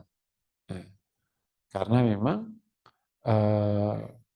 salah satu wasiatnya biar seorang sahabat, la tazalu lisanuka ratban min dzikrillah. Ini juga diambil dari udzkurullaha dzikran katsira. Dari semua ayat ini meskipun tidak khusus secara puasa, karena saum memang baik sekali itu memperbanyak amal, apalagi dalam rangka mendorong ke takwa, zikir menjadi masuk. Kira-kira kesimpulannya kayak gitu. Pendasaran hukumnya, kenapa ada amal-amal kayak begini ini? Pendasarannya gitu kira-kira. Proses pendasarannya. Zikir, iktsaru zikir, memperbanyak zikir. Di luar puasa juga, apalagi di puasa. Nah, otomatis kalau zikir, berarti ada zikir lisan, ada zikir hati. Nah, ini amal lisan masuk nih. Harus ada amal hati, berarti zikir hati. Zikir hati namanya ingat. Gitu. Jadi zikir bil lisan wal qalb ma'an. Zikir hati dan zikir lisan bersama. Nah, bagi yang memang punya waktu cukup, kami mau sedang mendorong jamaah di majlis itu yang sudah biasa dengan 3 zikir kemarin ditambah 4, naikin ke 5. Nah, mumpung Ramadan silakan mau dilengkapi ya. Jadi kami coba, tentu zikir itu banyak, tapi kalau mencoba cari yang paling-paling gitu, saya hitung 9. Pertama, zikir tahlil paling utama. La ilaha illallah. Nah, istighfar dulu, istighfar ya. Istighfar itu zikir. Nanti sudah masukkan di taubat boleh. Berarti kan kalau zikir bisa dimasukkan ya, ada yang tidak konsep taubat tapi zikirnya itu boleh. Itu kan zikir namanya, zikir istighfar. Yang kedua, tahlil. La ilaha illallah. Ketiga, takbir. Allahu Akbar. Jadi apa aja yang ikut di sholat itu pasti utama. Takbir. Terus tahmid, hamdalah, terus tasbih. 5 ya. Jadi 4 ini kalau digabung menjadi zikir paling utama. Subhanallah, walhamdulillah, wala ilallah, huwallahu akbar. Itu digabung satu tarif ini tuh. Itu zikir paling utama itu. Dipisah boleh, digabung boleh. Kalau misalnya la ilallah, kemudian iya, berikutnya nomor 6. Istighfar, tahlil, takbir, tahmid, tasbih. Kan ada istighfar nih. Kemudian nomor 6 itu hasbala, hasbiyallah. Nah, nanti per masing-masing zikir itu ada maknanya kan. Ada situasi batin yang berbeda. Kalau takbir itu mengagungkan Allah, tahmid itu rasa syukur, tasbih mengagungkan Allah juga sama. Kalau hasballah itu tawakal pada Allah.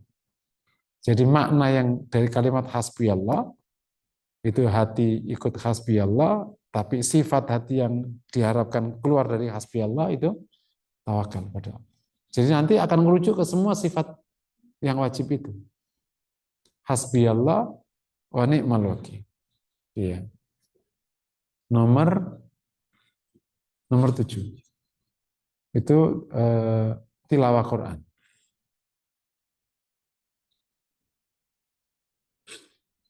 Terus nomor 8.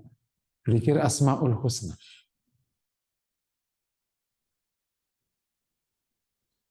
Ini bagus banget, terutama yang sudah ngaji Asmaul Husna itu. Zikir Asmaul Husna itu kayak kita mencoba untuk meraih kedekatan. Gitu kan. Ya Rahmanu, Ya Rahimu. Gitu. Kan Ilahi Rabbi itu aja ada suasana kedekatan. Gitu. Terus terakhir zikir salawat. Nah, 9 lah. Gitu. Kenapa kok tilawah setelah ini? Ini nggak ada urutannya, nggak ada urutannya. Cuman ini kan yang paling ringan. Jadi ada istighfar, ada tahlil, takbir, tahmid, tasbih, hasbala, tilawah Quran, asmaul husna, dan sholawat. Masya Allah. Makanya amal amal ibadah itu kalau mau dimaksimalkan nggak cukup waktu kita. Makanya benar-benar kita mendapatkan rahmat kelak di akhirat karena rahmatnya Allah Ta'ala. Gitu. Nah, makanya bagi Bapak Ibu yang Allah mudahkan tadi, boleh ya diraih yang kayak gini. Jadi nggak perlu merasa kekurangan pekerjaan, kerjanya udah banyak sekali ini ya.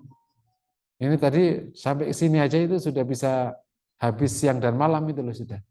Jadi nggak ada istilah nggak ada kerjaan. Berikutnya nomor 5 ya. Tadi zikir sudah ya, zikir. Berarti zikir hati lisan sekaligus sifat hati yang masuk lewat azkar. Tahlil itu iman. Tahlil itu iman, ikhlas, itu masuk di tahlil. Ya, takbir, tasbih itu ada mengagungkan Allah, memuliakan Allah, rasa takut pada Allah, berharap pada Allah itu ditakbir sama ditasbih. Kalau tahmid itu syukur. Hasbiyallah tawakal, sabar itu di hasbiyallah subhanahu wa ta'ala. Ya, kemudian tilawah Quran dan lain-lain. Jadi sifat hati masukkan. Memang kayak gitu hasbiyallah, hasbiyallah. Itu benar-benar latihan tawakal. Berikutnya amalan berikutnya setelah zikir nomor 5 ya. Berarti zikir nomor 4. Oh ya, berarti sekarang nomor 5, tilawah Quran. Tadi sudah saya masukkan ya.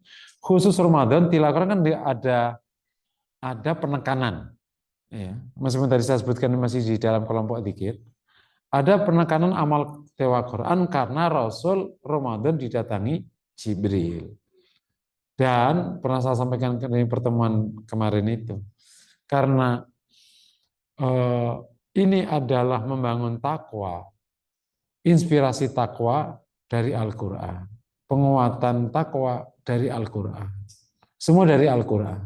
Sehingga Al-Quran menjadi amalan cukup dominan di salafus saleh, sehingga ngatamin berapa kali dan seterusnya, karena memang ini menjadi simbol orang paham agama dengan baik. Inspirasi utama dari sini kan mau mencapai takwa, berarti harus buka Quran dulu. Nah, lagi-lagi ya, semoga kita bisa ambil peran ini di luar tadi. Tentu kita harapkan Quran yang dibaca bacaannya, tapi juga ditadaburi maknanya. Mohon ya kalau nggak bisa tadabur semua ayat yang dibaca, minimal pas baca berapa ditadaburi berapa, latihan. Terus saja. Makanya memang disinilah karunia kalau orang bisa bahasa Arab. Tapi bukan bahasa Arab biasa, bahasa Arab Al-Quran. Jadi baca Quran langsung paham. Itu jauh lebih baik. Gitu. Apalagi baca Quran dibacain imam, paham. Itu jauh lebih baik. Masya Allah. Gitu. Nah, makanya kenapa tradisinya kalau salat tarawih itu akhirnya baca Quran banyak. Sekaligus tadabbur. Oh, dahsyat sekali itu. Itu dah. Tidak ada nasihat lebih baik kecuali nasihat Al-Quran. Ya, kalau kita bisa gitu luar biasa. Ada tip praktis kalau Bapak Ibu mau, pas sholat malam itu sudah jelas surat yang dibaca oleh imamnya, sepanjang Ramadan ini, misalnya antum ngatamin 1 juz atau 2 juz sepanjang 30 hari sholat itu, misalnya khusus baca surat ke-27 apa ayat juz ke-27 misalnya, atau khusus juz 28 misalnya. Terus dibaca semua, imamnya udah sampein ini saat terus. Nah, Bapak Ibu baca terjemahnya sekarang. Itu lama insya Allah nyangkut. Lama-lama nyangkut. Oh, itu maknanya. Jadi kita sudah bisa tadabbur sambil dengerin imamnya baca. Itu juga bagian tip-tip praktis ya, agar bisa tadabbur. Tapi Bapak Ibu sudah bisa cari tadabbur yang tipnya terserah diatur sendiri. Berikutnya nomor 6, ikhtarus sedekah, memperbanyak sedekah. Nah, di sedekah ini ada banyak sifat hati yang masuk, tangannya ngulurkan sesuatu kepada orang, maka hatinya belajar zuhud, gitu ya. Hatinya belajar kasih sayang, ya, rahmah, karena sedekah terus ada rahmah ya, ada kasih sayang. Terus belajar syukur, dan bagus sekali ngajak anak-anak. Rasul kan mengatakan ungdur man huwa asfala minkum. Suruh melihat yang lebih bawah di konteks dunia supaya bersyukur. Dan harus diakui, anak-anak yang nggak pernah tahu ada kehidupan sulit nggak gampang bersyukur. Bagi dia hidup itu ya senormal ini. Pagi diantar, sore pulang, nggak ada duit tinggal marah, makanan nggak enak tinggal ngambek, gitu. Toh nanti akan diselesaikan sama mbaknya. Kalau apa aja yang keliru mbaknya, kalau nggak bisa, kenapa mbaknya nggak bantu? Jadi kalau hidup begitu, ya kapan syukurnya? Dia perlu diajak ke orang yang nggak punya. Duduk di situ, ngerasain. Ada loh ya, orang hidup itu pakai 20.000 per hari. Bisa loh, itu hidup 20.000. 20.000 lo cuma di kafe sekali. Ada orang hidup sehari 20.000. Beras seliter, sama lauk 10.000. Ikan asin. 20.000 sehari. Gitu. Beras kan 10.000. Dimakan 3 kali. Sama ikan asin 10.000.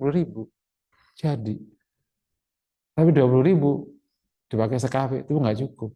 Terus kapan syukurnya? Nah, tapi kalau udah tahu, Masya Allah. Nah, ada hari-hari nanti khusus sedekah Ramadan itu mendekati Idul Fitri, itu bagus sekali Bapak Ibu turun. Bagus turun, ikut turun. Sekali-kali, jangan ini, kalau untuk experience Tazkiyatun Nafas itu bukan yang diundang nggak ada rasanya.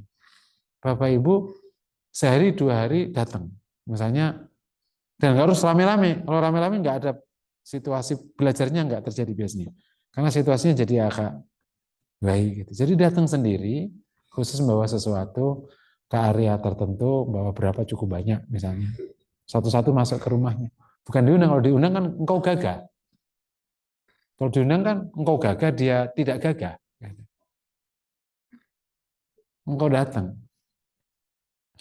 Karena sebagai bentuk syukur kita kepada Allah. Kita merasakan kemiskinan, merasakan ada hari di mana besok nggak punya uang untuk beli baju anaknya. Itu terjadi. Anaknya nangis. Orang yang belum beli dagingnya belum lengkap karena kan iuran dia sepanjang Sya'ban Ramadan itu. Dan kis gitu nggak sedikit. Apalagi sekarang yang dirahmati Allah ya. Faktanya ekonomi bawah nggak muter. Kalau bapak-bapak sekarang nggak ngerasain, tak kasih tahu maksudnya sekarang. Bukan nggak ngerasain maksudnya. Matua mulu sih nggak pernah main.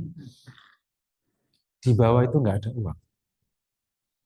Karena kredit itu ternyata kan kalau di keuangan makro itu kan yang dia kredit. Kredit itu kecil banget.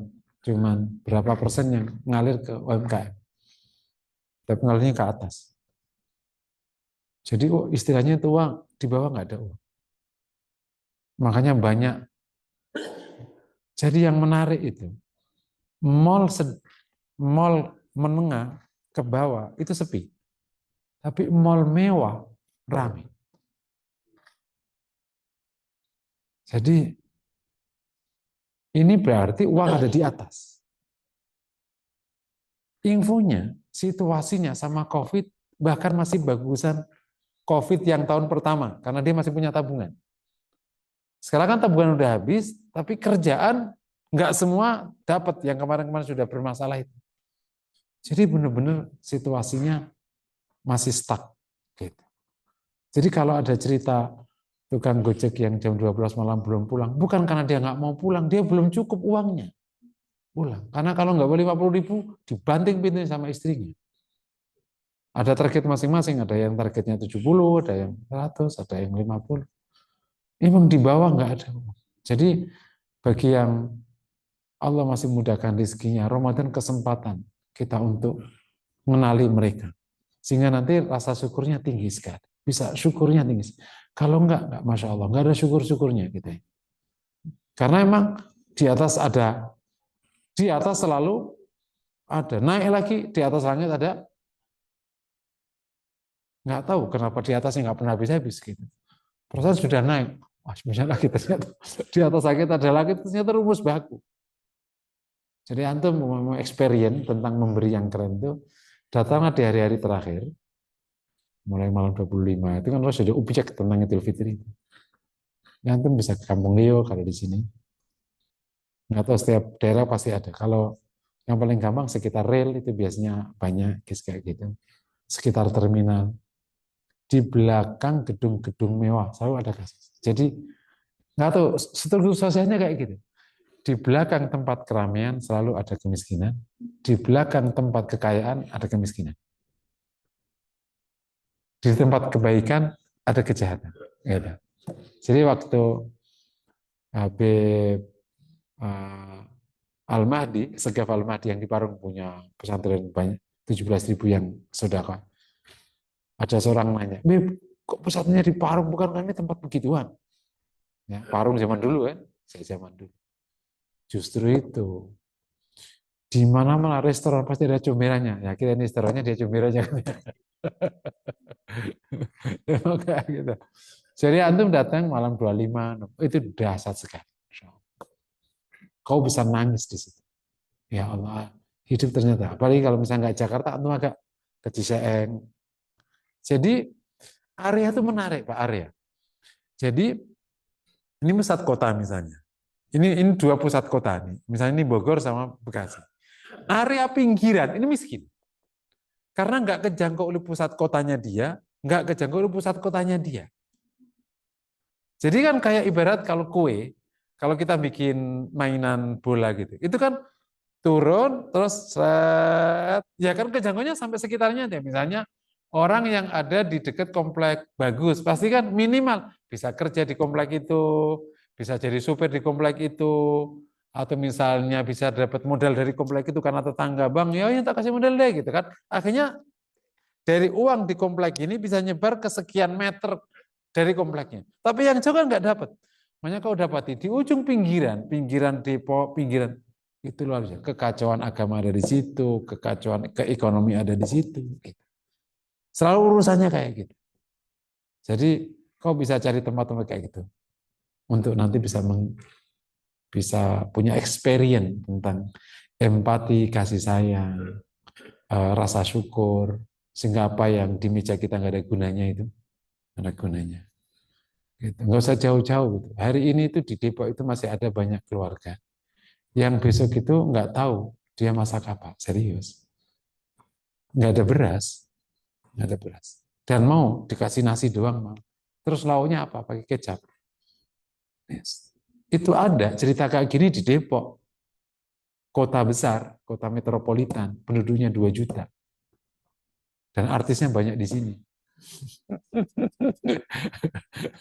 Dan lain-lain. Gitu. Itu ada case orang besok nggak makan terus dikasih nasi mau, nasi doang mau. Karena yang penting makan. Lauknya kecap. Lauk kecap itu ada di Depok, lauk kecap. Jadi Masya Allah. Dan case-case kayak gini ya. Jadi makanya Bapak Ibu jangan matoa mulu. Main tuh ke Ciseeng. Tahu kayak gini begini ya. Atau minimal kalau antum Depok-Depok pinggiran, case-nya kayak gini-gini. Selalu ada. Ya makanya Alhamdulillah antum nggak mimpin kota, tanya sama Allah. Minimal kita tahu ya, kita semampunya bisa akses. Kayak sodako. Nah, kita berdoa semoga Allah limpah kita rezeki berlimpah, berlimpah, berlimpah. Dan akhirnya kita bisa sodako. Kan Rezekinya orang mukmin kan gitu, dapat dari sini lempar. Gini aja kan, kita jadi lewatan. Nah, lewatan tuh kita ikut makan. Gitu aja. Allah kasih rezeki engkau dari Sudirman, masuk ke rumahmu, ngelewat ke sebelah. Gitu aja diputar sama Allah Ta'ala. Jangan ngendang. Rezeki kita dari orang, rezeki orang dari kita, ya muter aja begitu. Diputerin aja. Rezeki ibu dari suami, suami dari ibu yang lain. Mirip kan gitu. Muter-muter aja begitu. Berikutnya nomor 7. Ya, nomor 7 apa? Itikaf. Oh iya, sebelum itikaf kita bahas. Jadi Rasul itu Ramadan itu kan banyak jihadnya. Rasul pas Ramadan itu banyak jihadnya. Uh, yang di Ramadan itu ada Badar, ada Fathu Makkah. Ya. Nah, Badar dipilih Ramadan karena hikmah syariah. Sehingga memang disebut Syahrul Ramadan, Syahrul Jihad akhirnya. Karena memang Allah pilihkan Badar di Ramadan. Nah, para ulama menurunkan jihad kan sudah tidak berjalan atau belum ada kesempatan syarat rukunnya tidak. Maka ambil pilihan amal yang mirip jihad. Nah, itu dakwah atau mengajar. Yang akhirnya jadilah kebiasaan majelis ilmu itu ditingkatkan di Ramadan. Enggak di mana-mana, enggak di Arab, enggak di Indonesia. Di Indonesia bahkan lebih. Di Indonesia itu terkenal namanya ngaji puasanan. Ngaji puasanan itu ngaji puasa, itu benar-benar ngatamin kitab. Itu lama-lama sini kuat-kuat. Ya. Makanya di Saudi ulama-ulama besar punya pengajian tambahan kalau Ramadan. Yang awalnya mingguan jadi harian, yang awalnya isya nggak ada isya jadi diadain, yang awalnya duha nggak ada duha diadain, emang dibanyakin majlis. Karena sebenarnya karena syahrul jihad itu ya, jihadnya sekarang ya masih ilmu yang apa? Yang untuk mengembang-kembangkan agama. Gitu. Jadi misalnya kalau antum tambah majelis ilmu boleh. Nah, program di Formula Hati ada kajian tafsir harian setiap hari ya. Online, jadi antum bisa ikut online. Nah saya tuh berharap sebenarnya masih ingin bisa ngaji Ramadan itu minimal 3 kali. Tapi rutin di tempat yang sama. Jangan, kalau saya mencolok itu kan namanya tablik ya. Itu kan ngeraih hasilnya kan nggak bisa tapi ya tablik itu sekarang masih butuh ya. Saya dapat undangan kemana-mana itu kan statusnya jadi tablik. Banyak sekali jamaah pusat yang butuh cuma ya aku rata-rata bulanan. Nah bulanan nggak bisa ngikut dia. Jadi butuh. Nah ingin ngikuti ulama-ulama lama. Gitu. Minimal kalau guru saya langsung kayak Sal Mahfud, saya pernah belajar sama beliau. Ngaji kuatnya tak terkira. Ngaji dari jam 7 sampai jam 12 malam. Kuat. Karena kita besar dikhatamin di waktu 17 hari, 20 hari. Safathul Mukhtasar Sahih Bukhari. 17 hari tamat. Fathul Mu'in 17 hari tamat. Padahal kita ngaji itu 4 tahun. 17 tahun. Dan paham. Masya Allah. Jadi barokah. Saya ingin ada, sekarang kan ngaji subuh sudah berjalan tahunan tuh. Nah, saya ingin nanti ngaji duha. Dulu duha pernah kita adain, kabur muridnya. Kok pada nggak ada sekarang? Nganter Ustaz. Nganter anak macam-macam. Kalau ada ngaji duha ya kita ngaji duha. Kok mau? Karena kan kalau duhur itu saya undangan kan kalau duhur. Ngaji duha. Duhur kan pada di kantor. Jadi ya itulah tablik lah kira-kira. Ngaji duha yang rutin. Kalau pagi tafsir, kalau duha hadis gitu. Wah, itu aja di aja antum programin aja kalau bisa. Terus nanti berikutnya itu ngaji rutin sebelum baca tarawih atau sebelum buka. Kalau sebelum buka suka enak baca tarawih. Karena dulu pondok-pondok itu baca tarawih ngaji lagi. Jadi kuat banget. Jadi kalau sebenarnya tradisi keilmuan yang sepanjang negara itu kayak gitu terjadi kan. Kita baca isya ada nggak? Kalau itu di Masjidil Haram berarti Isya ada pengajian kan. Tapi itu cuman letaknya pas 10 bulan terakhir. Tapi ya di Medina sendiri Ramadan juga lebih intens pengajiannya. Kira-kira kayak gitu. Kenapa? Karena memang majelis ilmu itu termasuk pintu perubahan. Gitu. Orang semalas-malasnya di majelis ilmu ya lebih baik daripada yang tidak majelis ilmu. Minimal pas ngaji kan lebih baik. Terus nomor 98 tadi itikaf ya. Tadi ada majelis ilmu turunan dari jihad tuh. Ya kalau mau jihad mau dakwah ya jihad atau dakwah juga. Dakwah non keliling itu kan jadi amal kebaikan. Terus nomor 9, nomor 8 itu itikaf. Ini termasuk ibadah yang Rasul tekankan ya takiful asyir awakhir min Ramadan karena tidak tahu asyir awakhir istadda syadda mizara wa aiqadha ahla mengencangkan sarungnya dan membangunkan keluarganya wa qama lailah mendirikan malamnya Rasul itikaf. Jadi itikaf di 10 Ramadan terakhir. Ini bagus sekali. Semoga ini juga ibadah fisik di masjid, hatinya ikut juga khusyuk kepada Allah Subhanahu wa taala. Kan itikaf itu kalau kita buat simulasi itu tahanus. Tahanusnya Rasulullah. Rasul kan tahanus dulu. Makanya ulama orang-orang thariqat itu itikaf itu akhirnya menjadi khalwah itu. Ya kalau itu itikaf itu. Cuman ditarik ke awal Ramadan mungkin karena kes. Tapi perlu khalwah itu. Dan itikaf itu kan benar-benar nggak keluar. Khalwah itu. Kan Rasul di masjid. Udah duduk. Nggak ngapa-ngapain. Nah ini semoga Allah mudahkan. Kita duduk bagi yang memang yang sudah tidak ada urusan apapun, duduk aja di masjid. Nggak ada urusan apapun ya. Kalau masih kerja, masih apa, silahkan. Jadi pas malam. Tapi kalau memang udah nggak ada urusan apapun dalam arti urusan dunia Allah sudah selesaikan anak udah selesai mau udah selesai gitu terus mau ngapain jadi itikaf di masjid mau ngapain gitu. Di masjid siang dan malam apa apalagi masjidnya emang nyaman apa udah itu terasa beda. Nah bagi yang memang tidak bisa siang dan malam ya bisa malamnya tapi benar full nah, supaya bisa nanti dapat cara terbaik untuk mendapati Lailatul Qadar sedang ibadah itu itikaf. Jadi hikmah itikaf ditaruh di malam peluang Ramadan Lailatul Itikaf itu. Karena itikaf itu kan ibadah menempatkan badan kan. Dikir apa? Dikir itu bukan itikaf. Jadi setiap orang itu kan pasti bertempat. Nggak mungkin tidak bertempat. Betul kan? Nah, kalau kau tempatkan badanmu di rumah, itu nggak jadi ibadah. Begitu kau tempatkan badanmu di masjid, jadi ibadah siang dan malam. Nah, Lailatul Qadar adalah malam yang Allah pilih di antara malam Ramadan. Oke ya. Setiap orang yang hidup pasti kelewatan Lailatul Qadar. Nggak mungkin. Kan nggak mungkin malam itu nggak ngelewati orang. Pasti ngelewati orang. Pertanyaannya pas malam itu kau ngapain? Kan itu pertanyaannya. Jadi kalau aku nggak ada Lailatul Qadar itu bukan Bulaila. Gitu. Jadi bukan barang. Lailatul itu waktu. Namanya juga Laila malam.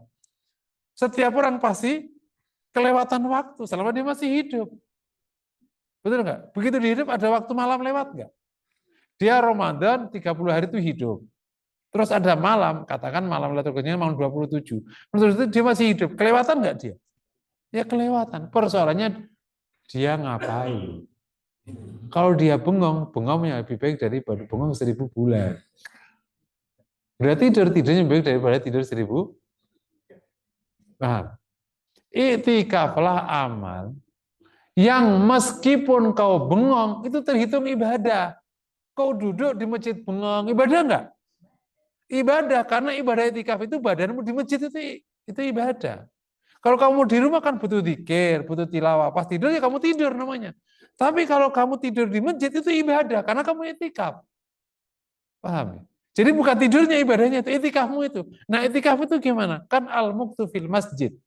Berdiam di masjid. Ngapain? Ya enggak dibahas. Ente berdiri juga boleh, duduk boleh, berbaring boleh, tidur boleh, ngobrol boleh, selama tidak dosa. Terus aku zikir gimana ya? Dua ibadah, itikaf dan zikir.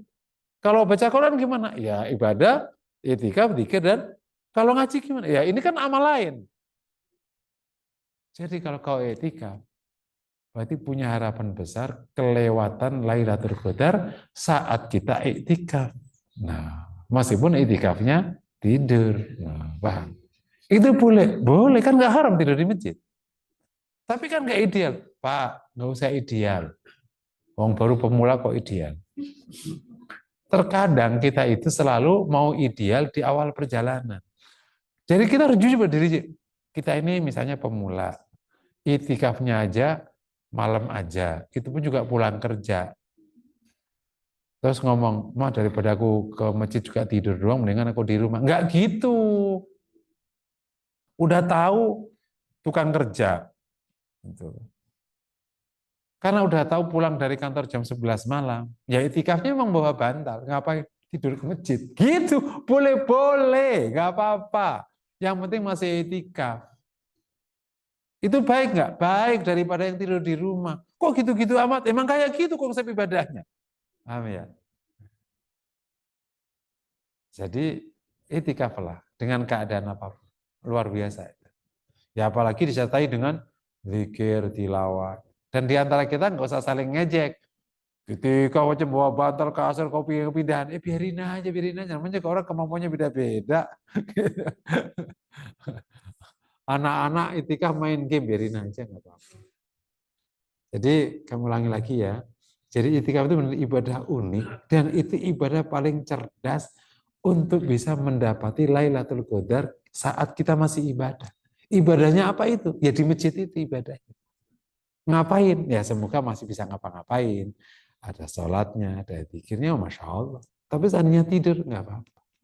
Jadi masuk masjid niat iktikaf, sholat tahiyatul terus tidur sampai jam 4. Itu namanya iktikaf. Tidur. Gitu. Nggak apa-apa. Nggak apa-apa. Nggak ideal, iya nggak ideal. Tapi baik. Gitu. Sip ya, paham ya insya Allah ya. Nah tentu harapannya kita bisa ideal, lebih baik, lebih baik, lebih baik. Bagus mana Ustadz? Aku nanti ke masjidku pas mau sholat malam aja, karena ada ibu kayak gitu. Nanti baik. Ya kalau misalnya bisa dari malam awal, kalau memang nggak ada fitnah, nggak ada apa, ngapain timbang tidur di masjid? Ya nggak apa-apa. Mungkin kalau masjid antum diatur yang perempuan mana, yang laki mana, diatur-atur aja. Gitu ya, insya Allah ya. Itikaf itu namanya al-muksu fil. Itu memang beda, hasilnya beda. Kenapa orang itu butuh khalwah? Sebenarnya makanya situasi itikaf itu sendiri sebenarnya. Nggak nyendiri, nyendiri, nyendiri. Pernah nggak ngelihat orang bertapa di Gunung Kawi? Aku sih belum pernah. Tapi saya akan bayangkan orang bertapa di Gunung Kawi mirip bertapa di Gunung Muria. Saya kan sering ke Gunung Muria. Itu ngelihat orang bertapa-bertapa. Nggak tahu masih ada kayak gitu-gitu. Saya ngajak anak saya pas kapan, ayo kita Gunung Muria yuk. Terus naik di atas, tinggi amat. Anu, kenapa kamu saya ajak ke sini? Nggak tahu, Bi. Kamu tahu, ini orang sudah wafat berabad-abad. Tapi memberikan barokah ke orang sekitarnya. Orang dapat makan dari beliau. Itu berarti orang benar. Ini ada orang hidup aja nggak ada yang nggak ada barokahnya, bukan gitu. Yang kedua, barokahnya. Orang itu kalau mulia di sisi Allah, meninggal pun mulia. Ini contohnya. Oh gitu, masih kecil, anak-anak masih kecil. Itu petapa banyak di situ. Jadi orang etika itu kayak orang bertapa gitu. Bukan orang bertapa, jadi anu di sini, anu di situ. Sendiri aja. Amalannya apa ya tadi? Ada taubat, ada zikir, ada tilawah, ada sholat, ada apa-apa tadi itu digabung di situ. Jadi benar-benar itu namanya orang menyendiri dengan Allah. Namanya uzlah nafsi itu etika itu. Nah terakhir ya banyak doa kepada Allah. Doa kalau itikaf ya maknanya banyak. Kalau doa itu berarti fakr ilallah, berharap pada Allah dan macam-macam masuk. Dan doalah sebanyak-banyaknya urusanmu, baik urusan akhirat atau urusan yang lain. Mungkin demikian ada itu amalan, tapi tadi koridornya setiap amalan harus mencakup amal lisan, amal hati, amal lisan, amal anggota badan, bisa mengcover yang wajib dan yang sunnah. Semoga kita bisa mendapatkan hadiah takwa dengan proses puasa. Assalamualaikum warahmatullahi wabarakatuh.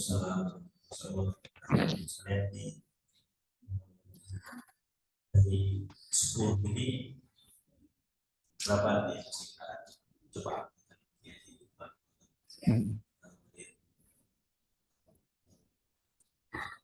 di buku itu kalau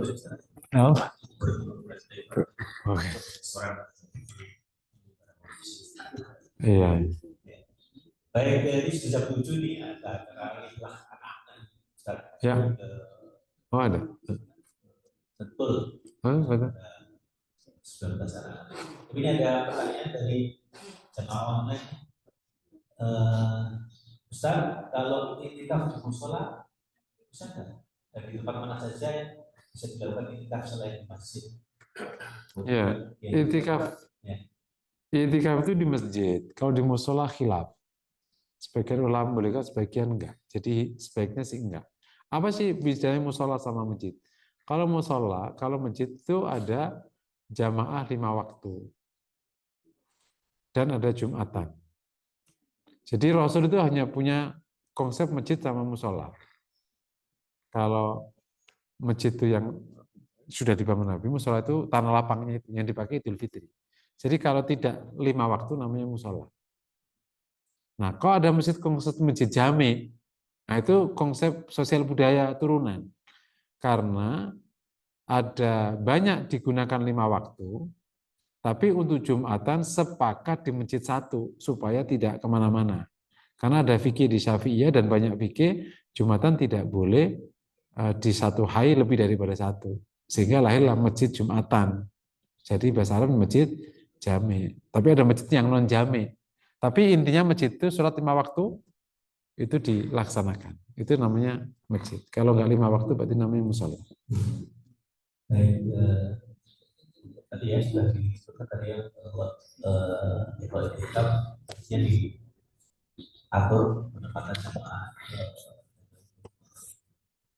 Baik, bagus sekali ya, karena waktu ya sudah jam 7, jadi urus masjid ini akan mengantarkan anak-anak Oh, ya. satu hari satu malam dan insya Allah nanti intisari kajian ini akan kami sampaikan ya masjid nanti ya urus ya ahli AI. Oh, bagus. Bisa langsung ya. Baik, bagus sekalian, insya Allah berkah dari Ustaz Bagus pagi ya bisa kita pilah-pilah pada cerdas boleh nama-nama yang bisa mau kita kasih. Bapak Ibu, mari sama-sama kita mohon kepada Allah, semoga Allah kabulkan. Bismillahirrahmanirrahim. Alhamdulillahirabbil alamin. Hamdan nabiyyina hamdan syakirin hamdan yuwafi ni'amahu mazidah. Ya Rabbana lakal hamdu kama yanbaghi li wajhikal karim wa 'azimi sultanik. Allahumma shalli wa sallim ala Muhammadin wa ala alihi wa sahbihi ajma'in. لنا وتب علينا إنك التواب الرحيم اغفر لنا ولوالدينا وارحمهما ربونا صغارا يا حي يا قيوم لا إله إلا أنت إليك نستغيث أصرف لنا شؤوننا كلها ولا تكلنا إلى أنفسنا طرفة عين بلغنا في رجب شعبان بلغنا رمضان بلغنا رمضان بلغنا رمضان نسألك بأنك أنت الله لا إله إلا أنت الأحد الصمد الذي لم يلد ولم يولد ولم يكن له كفوا أحد نسألك أن تغفر لنا خطايانا وأن تسدد عنا ديوننا وأن تقضي لنا حوائجنا ربنا آتنا في الدنيا حسنة وفي الآخرة حسنة وقنا عذاب النار وصلى الله وسلم على محمد وعلى آله وصحبه وسلم الحمد لله رب العالمين. سبحان الله.